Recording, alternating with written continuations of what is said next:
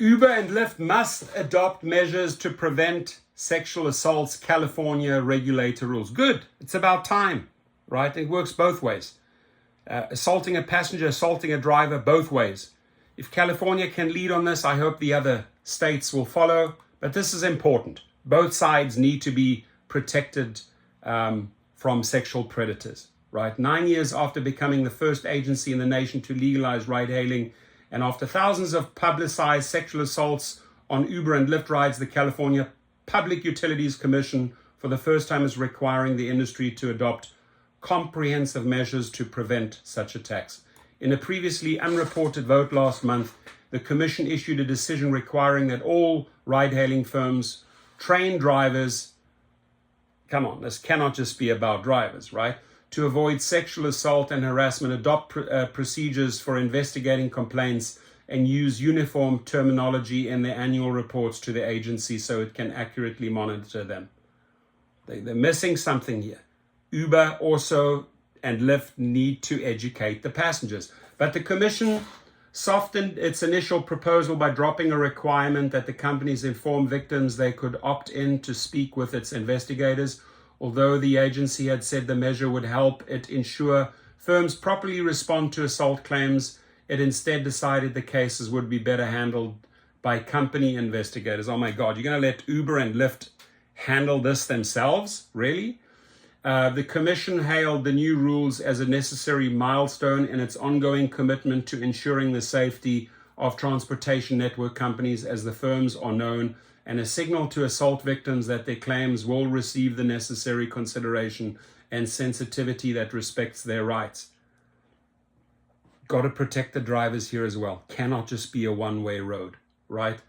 In comments before the vote on June the 23rd, commissioners said they sought to balance holding the industry accountable and protecting victim privacy. It's important that we have sufficient information to understand what's happening and how best to explore the ways to prevent these incidences, protect victims, and also ensure their confidentiality. Commissioner Clifford said the decision addressed an extraordinarily serious, sensitive set of issues involving assault. We really need to tread very, very carefully, and I think this decision does that. The CPUC's action to standardize how Uber and Lyft are supposed to protect passengers. Come on, man. Come on. Bullshit detected. Why is this a one-sided affair, right? I can tell you right now that more drivers get sexually assaulted by passengers. Way more. Way, way more. And it's not even mentioned in here. Protect passengers from sexual assault and harassment is way overdue. I hope this is a sign that the state is prepared to take these issues more seriously sooner than later. LA County District Attorney George Gascon, who sued Uber of what he alleged were its false safety claims in 2014, when he was in San Francisco, District Attorney said in an email, this is a positive step. Terry Prosper, the Commission's Director of News and Outreach, did not respond to questions about the decision. The Commission is California's primary regulator of ride-hailing firms and the state's only agency that collects comprehensive safety data on the industry. Uber and Lyft represent 99.9% of the state's ride-hailing business. The agency legalized ride-hailing in California in 2013, and other states followed suit. But the Commission did not specifically require that firms include sexual assaults and harassment complaints in the mandatory annual reports to the agency before 2017.